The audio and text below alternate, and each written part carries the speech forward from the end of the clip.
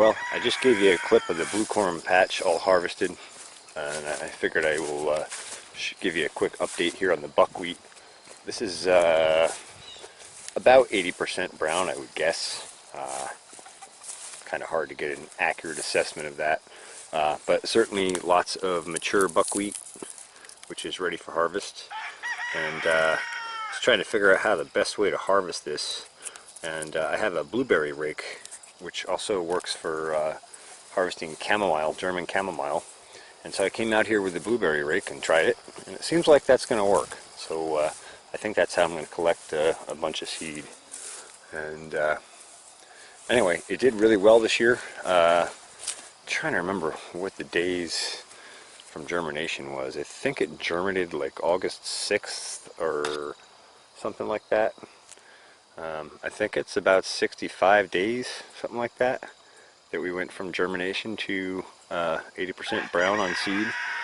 And so basically that's ready for harvest.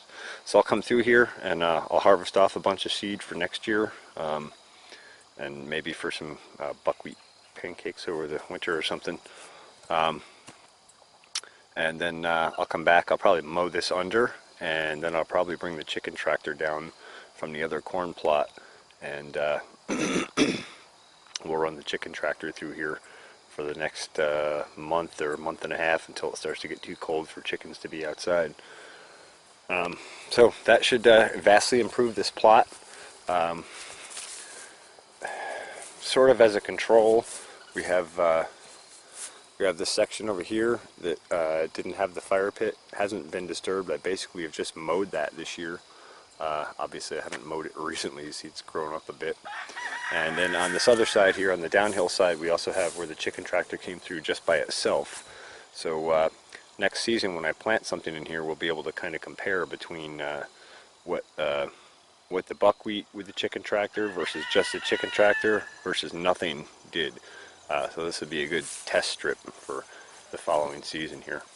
And I guess what I'll do next is take you up and show you where I wiped out the second planting of sweet corn in preparation for a garlic planting. And I'll show you how I chopped that down, and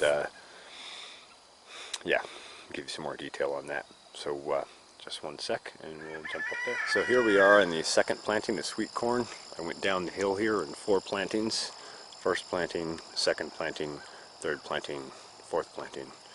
This is the second planting. I pulled up all the drip line and I mowed under with the lawnmower on high deck. Makes an excellent brush hog, believe it or not. Mowed this all down to residue.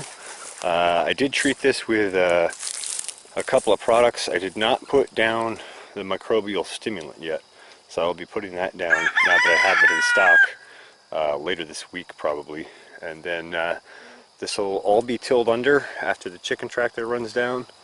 Yes, I know, I hate tilling, but sometimes you need to. If you're going to plant garlic, it's got to go two inches into the soil, and so that's hard to do with no-till.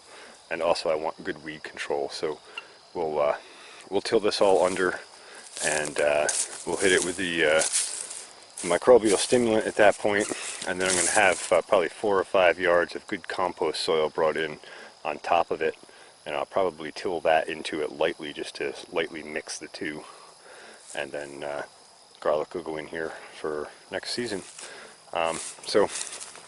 Not a lot else to say about it, I guess. I'm just running like 2-day cycles on the chicken tractor.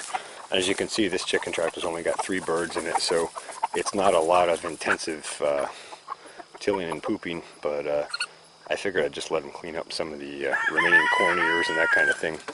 And so this has been on here since day before yesterday, late afternoon, and it's late afternoon today, so I'm going to go ahead and move this chicken tractor down to the next slot. I just wanted to run through this real quick before we prep and plant garlic. So here's what it looks like after the chicken tractors come through. You can see there's still a lot of like debris and remnants of corn ears and stuff laying around, but that's alright. That'll all provide nutrition for microbes in the soil over the winter, which they're going to need. So yeah, I guess that pretty much covers it on prepping for garlic, and I'm sure I'll do a video next week after we get this prepped, and probably before it gets planted, maybe after, I don't know. Anyway, I hope you found this informative. If you have any comments or questions, please do so below. And if you're interested in our channel, don't forget to subscribe. Thanks for watching the Farmacy Seeds Network.